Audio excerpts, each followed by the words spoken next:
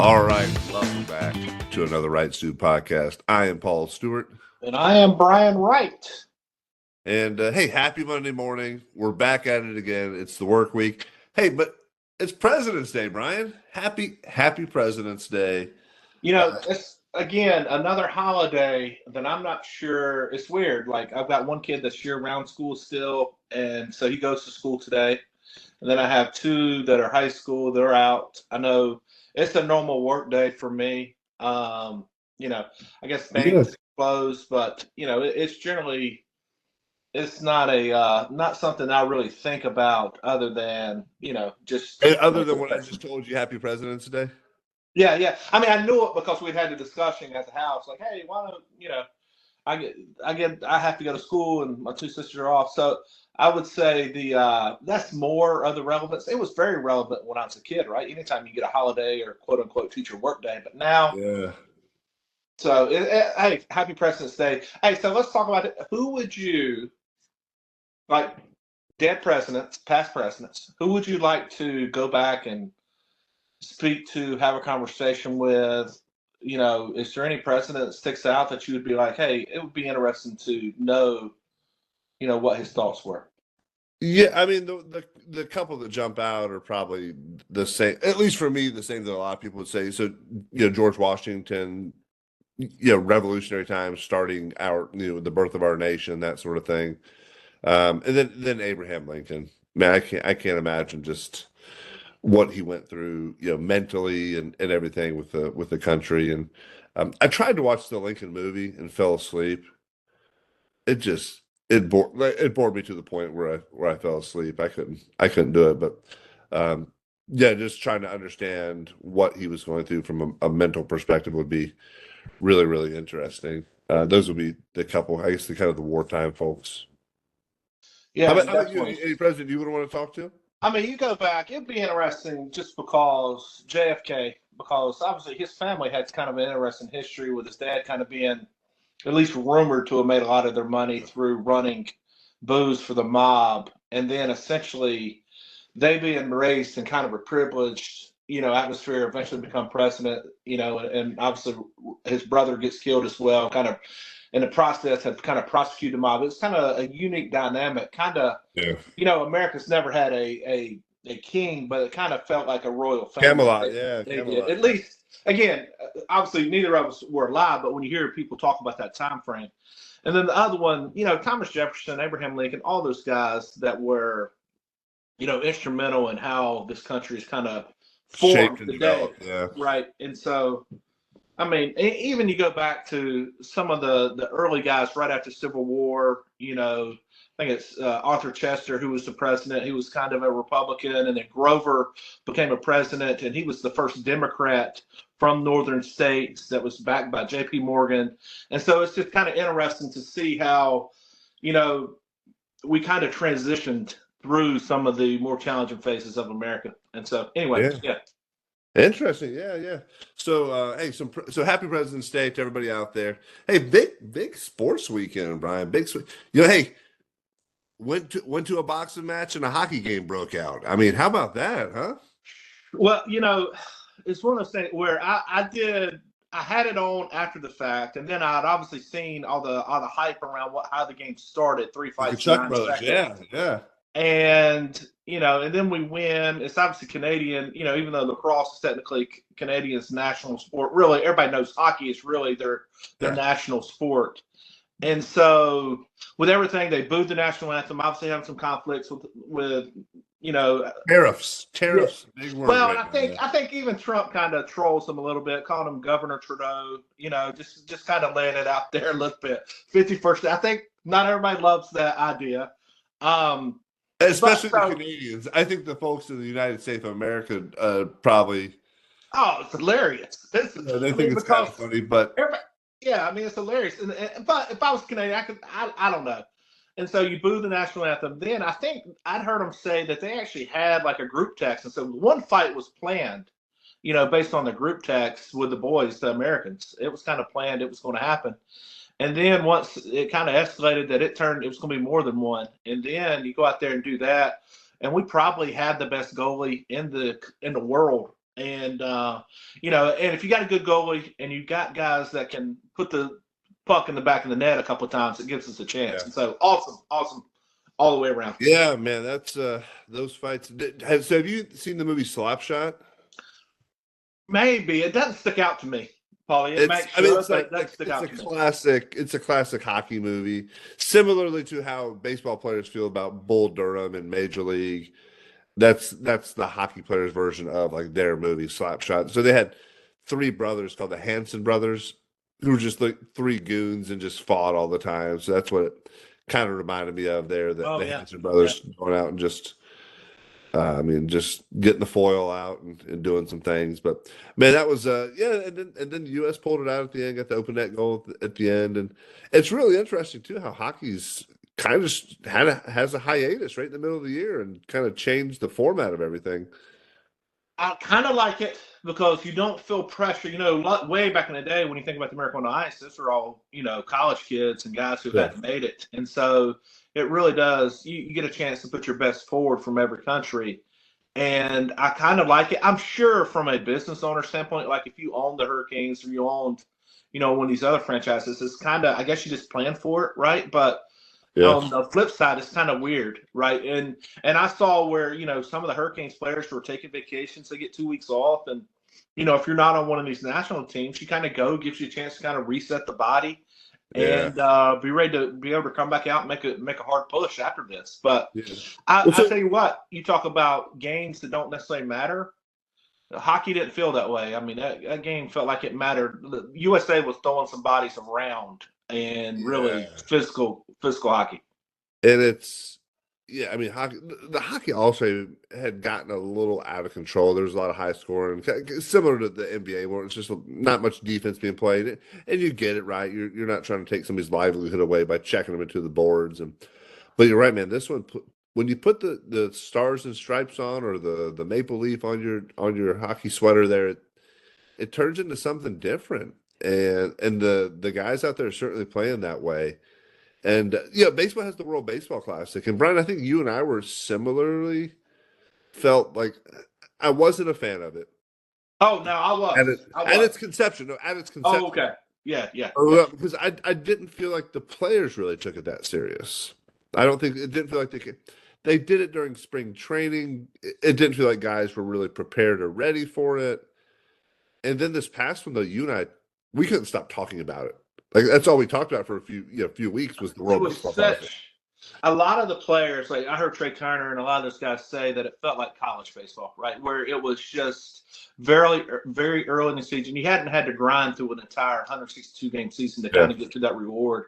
It was very emotional. Every game you were able to kind of lay emotions out there to where when you're in a 162 game season, you can't be this. No, right? You can't be up and down, up and down.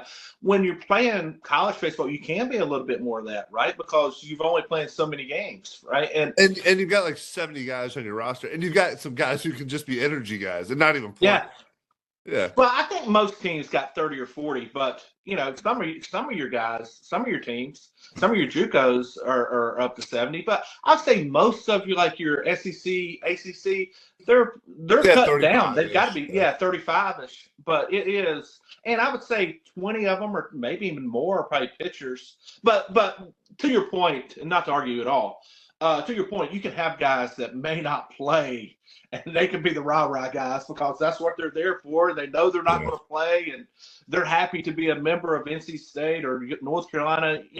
They just wanted to be on that team, and so there's no question they can be emotional guys and kind of carry that emotion too. Yeah, absolutely, and you see those guys. I feel like March Madness is when you see that the most. The 3 or 4 guys on the end of the bench waving the towel, just. When their guys get hot and start hitting threes, they're just waving those towels, and those are your energy guys who are going to hopefully kind of support the team and keep them buoyed when times are down. So, well, I would say this: I think overall, kind of this idea of holding emotions in at every level is kind of changing. Like I see it in pro baseball, where a guy makes a big strikeout and the 7th inning on a Tuesday, he's still jacked up.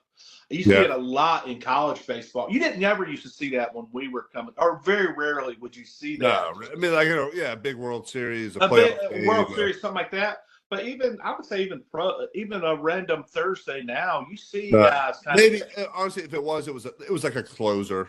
That's right. Short, like it wasn't. Yeah, Randy Johnson did it, but he did it in the playoffs. He did it in big spots. It wasn't or Clemens, similarly big spots sort of thing. But I remember, you remember when Kerry Wood struck out 20 guys in '98, and he's like, and his last one he struck out, he's just kind of a little fist pump. It wasn't like it would have been. Now I think the guy would have been doing cartwheels off. But you do see it. Like I've watched a lot of college baseball this weekend, and you get that big third out in the 8th inning, and the guy's jacked, walking off like he just, is walking out to the WWE crowd, and it's a lot, man. I know you don't love it. You're a pro guy through and through. Yeah. I'm not real rah-rah, but if it's raw emotion, I'm good with it. So I feel the same way. I can't remember too. I remember one time. So this was one of the dumbest things. My 2004. It was I think the only year I was relief like full time. I'd been released by the Devil Rays out of camp. Was fortunate, got picked back up by the Brewers a couple days later. And so I was first time I ever was kind of a short guy. It was an early season game. We were in West Tennessee. We were playing the Diamond Jacks. And I got a couple outs, and I fell behind 2-0 to a count. Came back, ended up striking the guy, and I get just a little fist pump, just a little. Oh, so you did? But it was just super, just a quick little nothing, no yelling, no screaming, just like kind of. And I remember after the game, we go in the clubhouse, and the two guys who were in the stands doing charts was like, "Hey Stu, nice fist pump out there. Good job in that." So you feel like they called you out for that? They're kind of like making fun of me. Yeah, I was like, I know, man. It didn't. I don't know what got over. But dude, that's changed now. I don't think anybody says anything about. No, because it gets them on Instagram, it gets them on X, it gets them on the socials, and it's not required to hold all those in. And I'd say emotion can allow, if you can control that kind of emotional edge, it can allow you to play better. You think about Jordan kind of playing angry. You think about all these greats that kind of mentally play with that edge.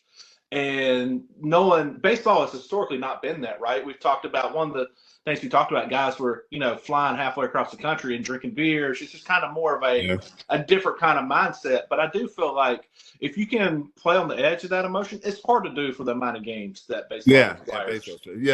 That's why football is such an emotional game, right? Football, you're jacked, you're amped, you're doing it for an hour, smelling salts and whatever else. Doing everything. Yeah. So another big all-star activity this weekend, dunk contest. Mac McClung three-peated as the dunk champion. Did you get a chance to see some of these dunks, Brian? I saw his highlights. I mean, I think you were more intense, so I'll just speak on a couple of things. I'll speak on, again, I feel like I've said this, or I thought about saying it, just being that good an athlete and your only shortcoming is, I guess you can't shoot or can't pass well enough, because most guys' limitations to making it into the NBA are limited by their lack of athletic ability. But if you can jump like he can move like he can, it's like, dude, figure out the other stuff. You've got the God-given stuff. And so I saw the one where he jumped over the car and kind of fell down. That's really, he flipped his heel at the very end. So Blake Griffin did a similar dunk like 10 years ago when he dunked over the Kia. But Blake Griffin jumped over the hood. Oh, he was over the middle of the car. Mac jumped over the middle. Yeah, dude. He was up there, man. And then he did the one where he dunked two balls. He grabbed one off the person holding it on the hoverboard and then the other on the ladder. And then the last one, he jumped over the guy that was like 7 foot tall or whatever, and then tapped the rim and then threw it in. I mean, it's ridiculous, dude. 3-time winner. Congratulations to him. Did you see some of the other events? I saw that Wembyama and Chris Paul got DQ'd from the skills competition. They kind of tried to game it a little bit, and it reminded me. So, spring training 2002, we had like the Brewer games. So it was low A, high A, double A, and triple A. You had to like just compete in some different kind of activities and games. It was all fun. But one of the games was for the whole team. It was field setup. So you would run onto you would all the stuff was set on the side, and you would run on and set the screens at first, second, third, put the balls, the mound, the mat, like set up the field as if you're getting ready for a batting practice, right? And so everything you messed up was like some sort of deduction. And so the team with the fastest time would win, right? And so the single, so I'm kind of like the captain of the double A team, if you can believe that. I can. And, I feel like you're a natural leader. Yeah. So I just kind of. So anyway, never went to college. You probably didn't even set up fields. Did you ever even set up fields? Like college, that's part of your life. No, setting up fields in high school. But so I'm watching, and I watched the single A. I kind of gauge their time or the low A, and then as I'm watching the high, I'm like, oh, each thing is only like a 5-second deduction, and I kind of counted out. I was like, everybody else's time has been so. If we just step on the field and then step off, that takes 1 second. And then we'll just take all the other deductions. One of those guys. And we win. I was trying to win. And so we do that. And we step on it off and we're like, we're done. And all the coaches are like, what the F are y'all doing? Yeah, I was like, hey, well, give us the deductions and then one of the catching, Tim Blackwell was the catching coordinator at the time. He walks over to the baseballs, like the big, bucket, bat, whatever it is, and just knocks it over. He goes, each baseball is worth 5 seconds. Yeah. And we were like, I like Tim Blackwell. I would have been the same. I love it. Yeah, I was trying to win, trying to game it a little bit. And then we went out and did it. And we just we were so demoralized that we were just like, just bad time. And it was on me. So I did I think I told you before. I was kind of like a liaison at spring training. They had like 3 or 4 of us who would kind of go into and we didn't have like formal meetings, but we would go in and say, "Hey, morale's a little low." This kind of just kind of give us the next hour at lunchtime. Yeah, let folks. The staff kind of know what was going on, and I went in the next day and I kind of apologized to the coaches, saying like, "Hey, that was my idea. That was on me. I was just trying to do something different," and they appreciate. I don't think they really care, but they appreciate. No. Yeah, so. But college, it does become that full set. I know you do it in high school. A lot of times, a little bit less, or at least it was when I was coming through. But college, like you expect to have, or I expected to have guys who did this stuff, and I realized real quick that usually it's the underclassmen that does that stuff, and that's how it works. I can remember going on one of my first road trips, and we're getting on the bus, getting ready to get on whatever, and I set my bag, and I was like, well, surely the bus driver's just gonna put my bag underneath, right? I've seen Major League, we ain't got to carry it ourselves. And they're like, dude, grab your bag. You gotta. Matter of fact, you're carrying the seniors' bags, right? And so, that was, So there's a little bit of hazing on that. That was hazing. Just paying your dues.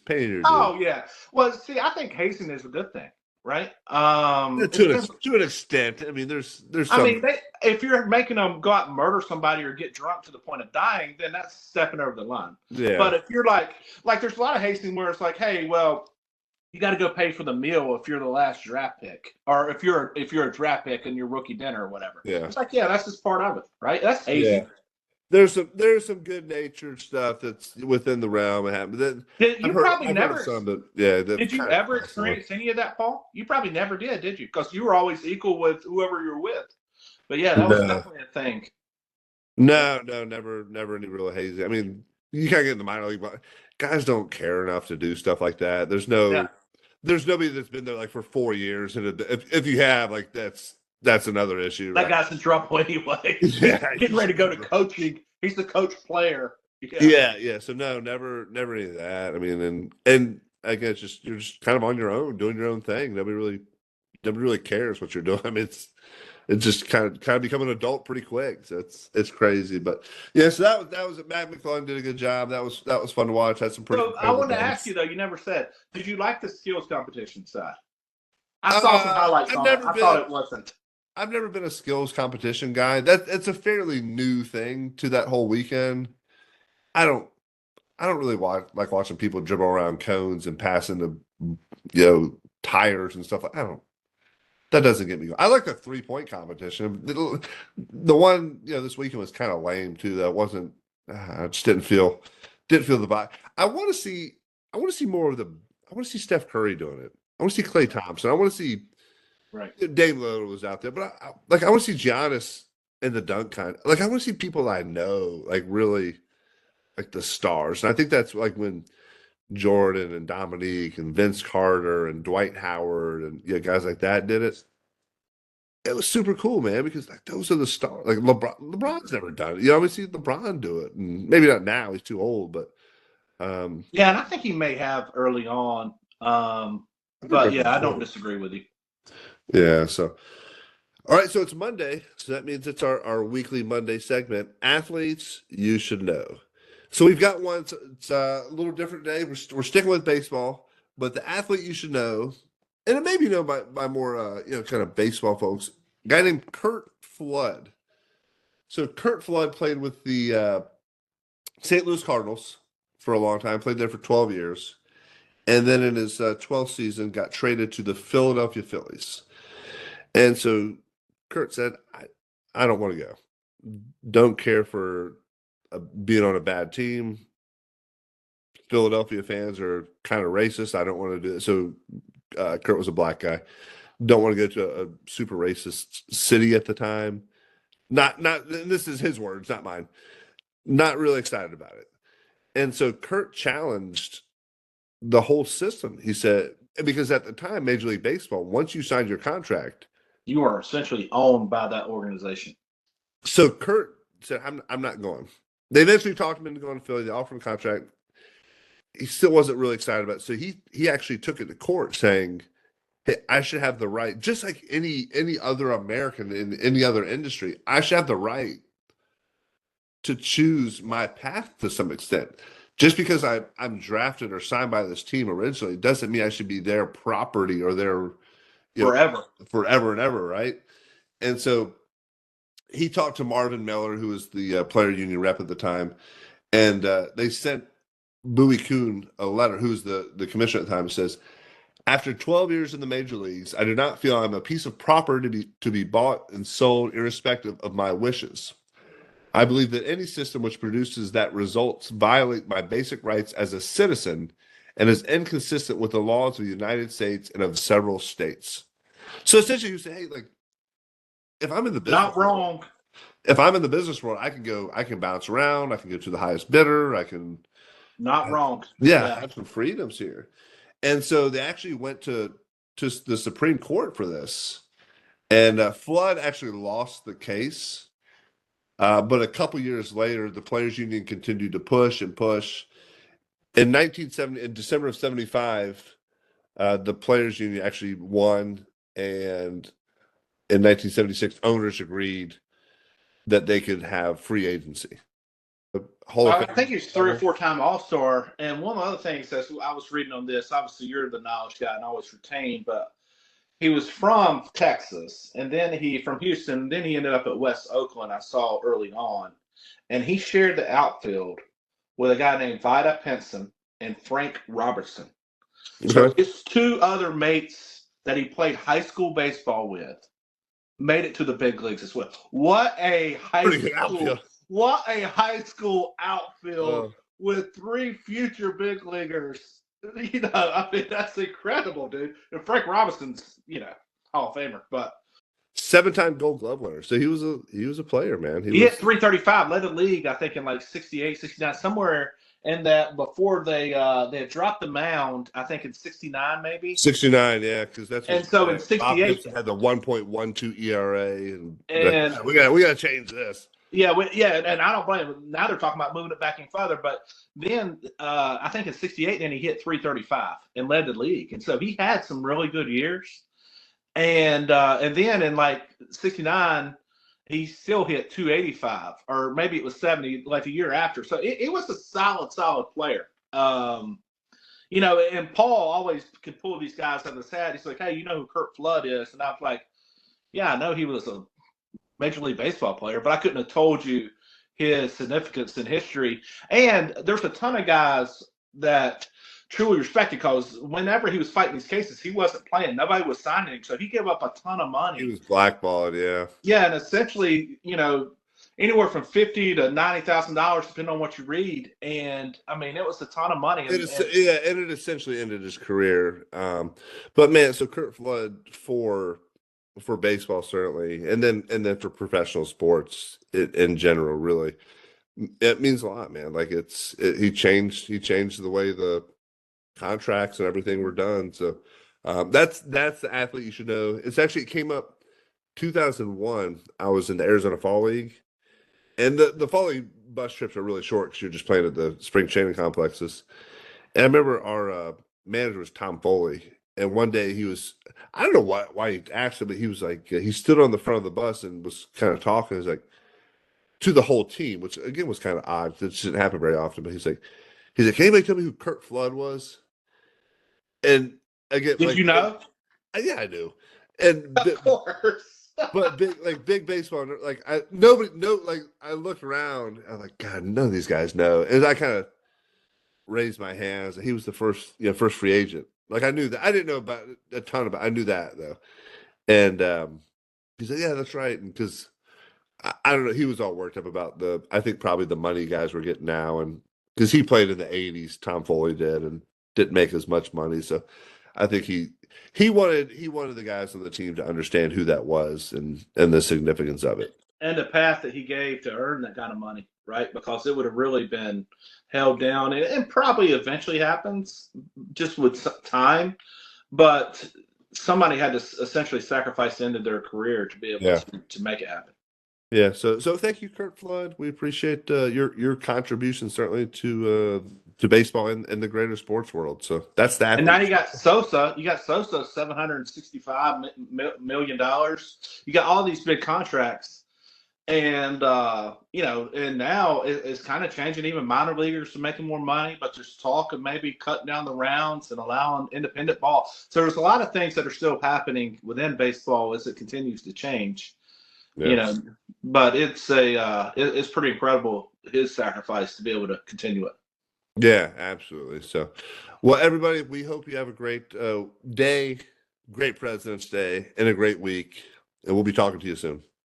Out, go Pack. 3-0.